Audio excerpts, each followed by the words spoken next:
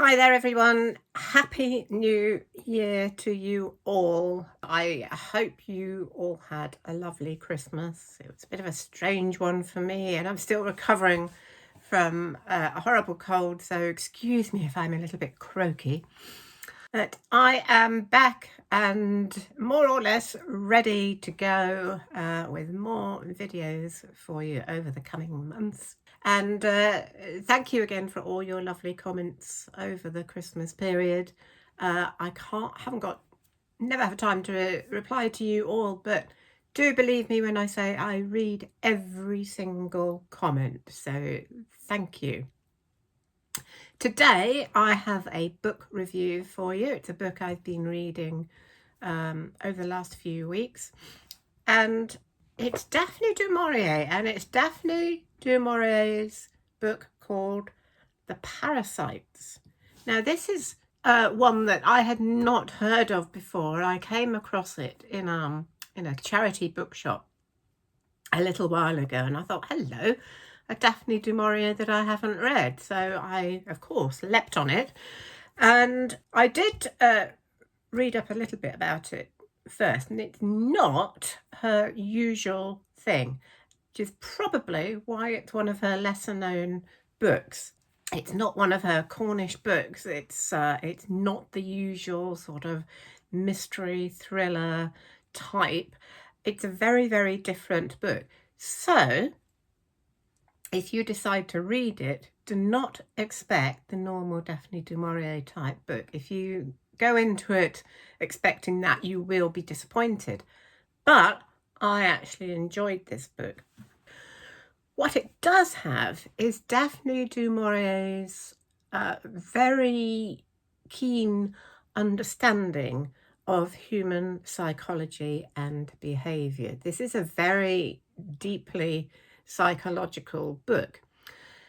It's about three half siblings. They are three children of very famous parents. The father is a singer and the mother is a dancer.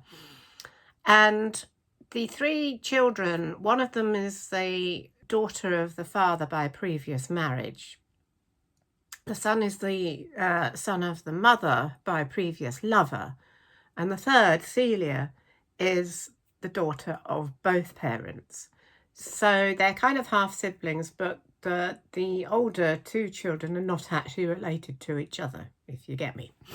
And it starts out, the three they are grown up and sort of approaching their 40s. And Maria is now married, and they are sitting in a room in her house on a winter's evening.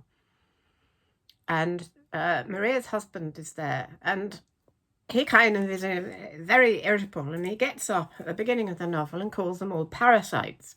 And he disappears from the room, and they sit there sort of kind of contemplating this and start looking back over their lives. And that is basically how the book is. We see flashbacks into their lives as children and growing up, and occasionally coming back to that present moment when they're sitting in that room together. So we wonder, and they wonder, why are they parasites? You know, they are accused of just living off other people. And we go back first of all into their childhoods as the children of these two very famous parents, and living a very theatrical lifestyle where they are sort of moved from one place to another, and living out of rented houses, hotels, backstage in theatres. So the three children don't have a stable home.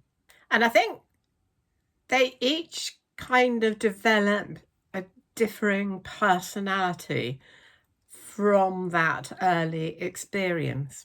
And if you like books that explore that kind of thing about what makes people tick, then you'd probably enjoy this book.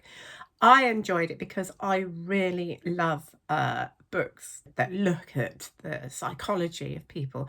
But I also love it because Daphne du Maurier and I have something in common. That was, she had an actor father and I had an actor father.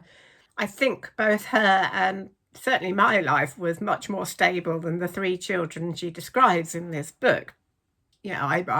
My father wasn't sort of moving around from theatre to theatre. He was in rep when I was little, so I had a very stable home.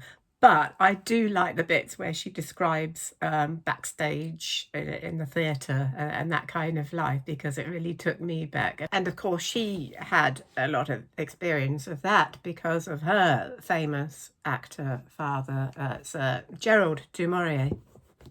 So while it's not explicitly stated, the what I feel the implication is that this very unstable childhood has produced 3 people that do tend to live off other people. The 2 older ones in particular, both very, very selfish and self-centered, each in their own way also very creative. Maria becomes an actress, and Niall becomes a famous music composer. While she is highly ambitious, he's not so much, and he's actually quite lazy, and he has to be pushed by other people to do his work. And they do live other people. In a way, I think when this book came out, it was published in 1949. I think it was probably a little bit racy for its time. Maybe didn't do quite as well as other Daphne du Maurier books. It's her 9th novel, so, she was well known by then.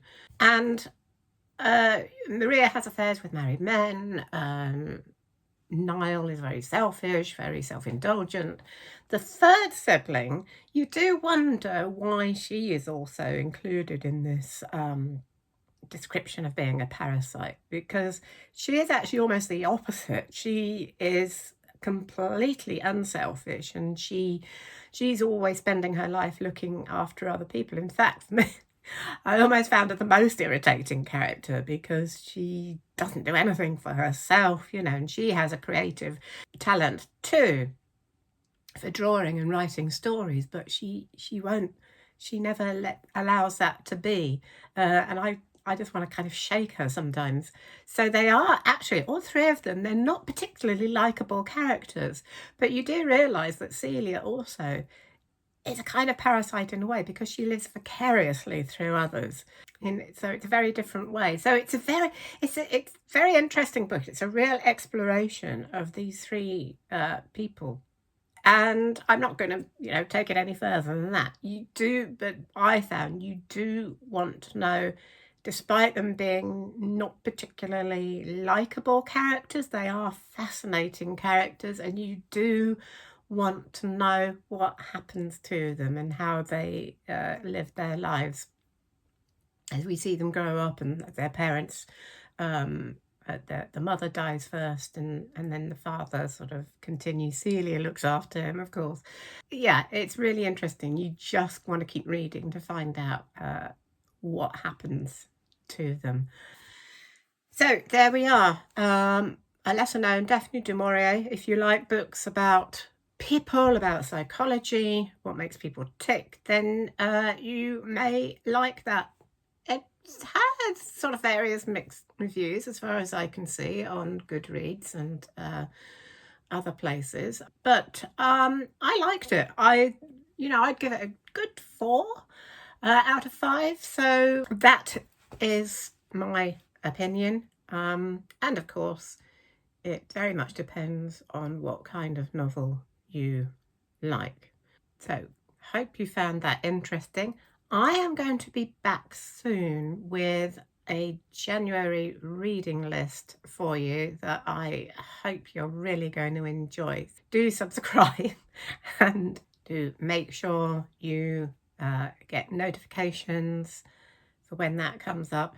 I will see you again very soon with hopefully a less croaky voice. Cheers for now. Bye.